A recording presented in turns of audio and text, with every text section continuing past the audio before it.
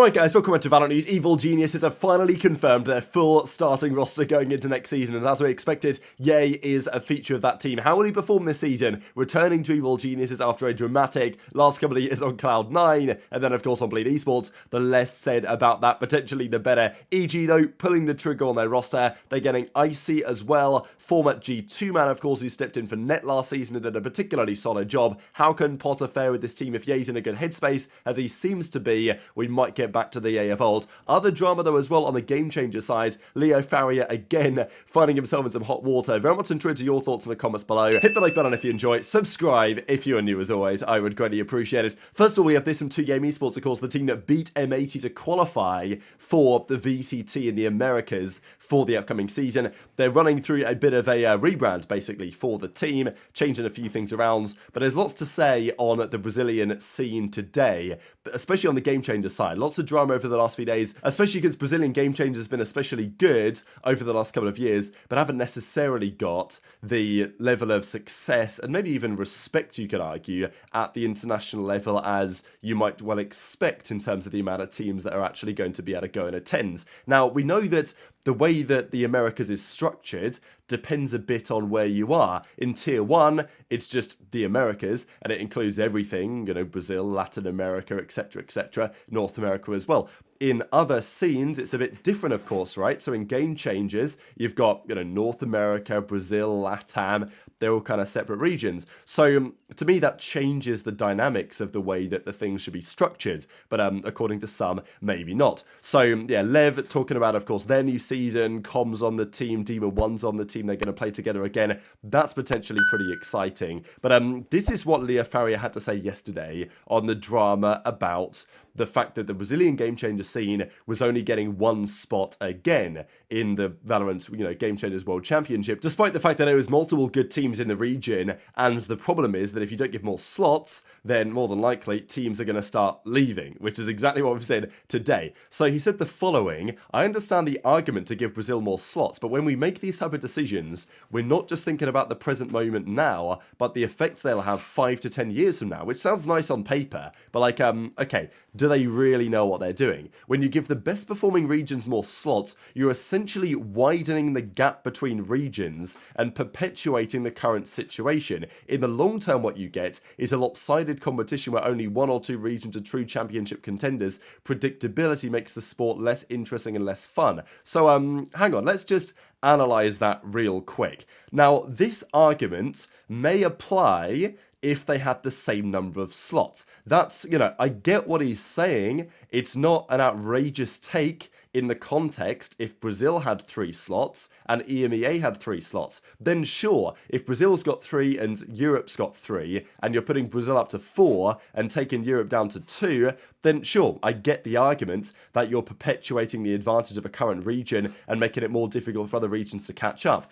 But in this case, when you've got one Brazilian team getting a slot to the GC World Championship and 3 EMEA teams, if you're not expanding the success of the Brazilian scene based on their performance, you actually are perpetuating the current situation. And by that I mean you're perpetuating the fact that the teams are going to start leaving, right? Because there's no real incentive for these organizations to keep supporting GC at the best of times, let alone if their opportunities are super diminished. So this, I think, is where they've got it all wrong, in my opinion. And also when you've got, in GC, you've got Americas and Brazil and LATAM as kind of like separate entities. So the number of slots don't necessarily always add up. I mean, maybe you just got to think of the Americas in general, and then, you know, what that means for the Brazilian, the other scenes, right? Like, there's got to be a better way to do this. I just don't buy this argument at all, that by keeping Brazil at one spot, that's better for the scene. Like, you know, there's no way it's better for the overall Valorant scene in general to have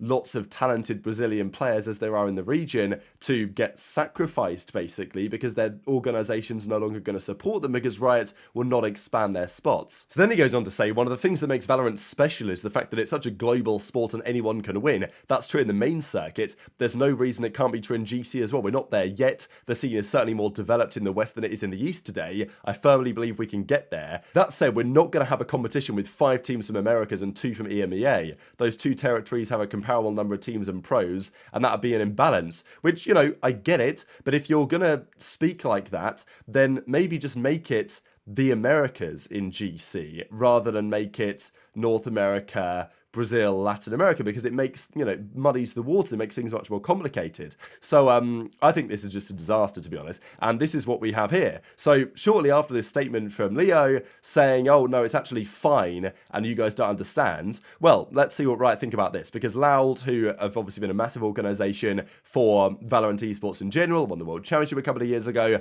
they've massively supported the game changer scene themselves, they are calling it a day, because it doesn't make sense. I mean, there isn't the return on the investment for organizations like Loud when you've got teams like MIBR and Team Liquid doing well with their Game Changers teams. You've only got one slot. What's the point? And totally get it. So yeah, I'm not sure that this is not going to backfire on Riot. I think that it is, and I think they're going to have to change their opinions to some degree on the way that they structure things going forward if they actually want Valorant esports to grow in the way that I hope that it will. There's also this, though, I will say from Leo, which is potentially kind of exciting on a last chance qualifier. I think many of us this season missed the LCQ. To me, it's like the best tournament of the year sometimes. So you've got the Valorant World Championship coming up. Some teams have auto-qualified. Every other team goes to the LCQ. One team wins and qualifies for the big one. I've always thought it was a great tournament. They didn't run it this year because you qualified off circuit points and stuff like that. But as Leo says, I've been hesitating to share this because we still need time to firm up the calendar, travel plans, visas and whatnot. But a plan is to do exactly that, create an America's LCQ for runner-ups to fight for the last spot. So the 4 Americas slots will be the winner from NA, winner from LATAM, winner from Brazil, and the winner from the Americas LCQ. Now, just before you start to think, oh wow, this is an LCQ for the VCT, well, it's Game Changers. I'm pretty sure it's in the same discussion that they are having there. So they're not bringing the LCQ back for the main VCT yet, but I think that if they're, talking on an LCQ for other elements of Valorant, they might think about bringing it back for the main VCT circuit as well. I think they should personally, but that's not what they're going to do for now. Som, he's back in the US, of course, after dominating, not really dominating, but winning anyway, the tournament out the Soup Valorant League out there with the NRG boys just a few days ago now. But the big confirmation that we've seen over the last couple of days, of course, was coming out of Evil Geniuses, confirming their roster going into the upcoming season. So we saw yesterday they confirmed their full core is back again. Derek, Supermen, and of course Nature as the in-game leader of the team. And now Icy has been confirmed as well. A player who, proved to be pretty solid, I thought, for G2 last year. Maybe wasn't the player that they wanted in the long term, but definitely a talented option. And I think clearly an option that Potter feels like she can get the most out of. But the star player of the team, no doubt, on paper, is going to be Ye. Ye was confirmed yesterday, as they say, no one saw this coming. And I think EG have had a bit of a redemption arc as a team, really, as an organisation. Like, a couple of years ago, they were getting clowns, and for good reason, left, right and centre all of the time. But I think the way they've handled things over the last couple of years, obviously, winning the Valorant World Championship, bringing in Potter, making the decisions they've made, I think they do find themselves in a position of better community goodwill now. And sure, they might not have the budget of the top teams to deliver these type of results again, but their level of success in esports is still pretty commendable. And as EG say, El Diablo's home, welcome to Evil Geniuses, yay. So we've got to know this is happening. I mean, he literally played a tournament for them a couple of months ago now, but they wouldn't ever confirm that he was actually part of the roster. But now they've officially done it. I think Ye, on an individual level, seems so much happier with his position and his place now that he hasn't in a very long time. We know that the bleed situation was dramatic for sometimes all the wrong reasons, but yeah, as he says, you love to see it. I think that Ye's in mentally a much better spot, and I think especially with Potter as a coach, I think that it's really going to help Ye. His talent is unquestionable, and obviously he's changed roles a bit because it's no longer a chamber meta, so he's having to find what works best for him in the current meta, sometimes stepping onto a sentinel or whatever it takes really for the team to see some success. But there's no doubt that Ye has what it takes. In the tournament that he played a while ago for EG, they looked pretty good, as did Ye individually as well. So it's been nice to see some of the other reaction too, as obviously Screwface in the replies is like, oh my god, we're getting EG Yester, like what a blindside, nobody saw it coming. So yeah, I just think it's nice. Ye seems in a much better spot mentally than he was, certainly on the Cloud9 days when he was on Cloud9, that he was no longer on Cloud9, controversially so.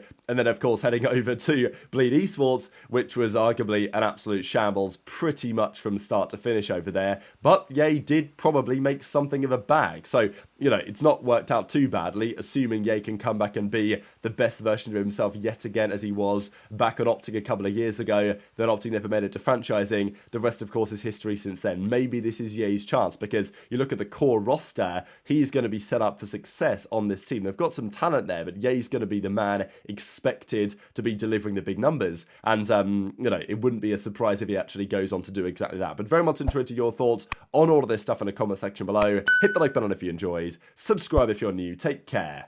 And I'll see you next time.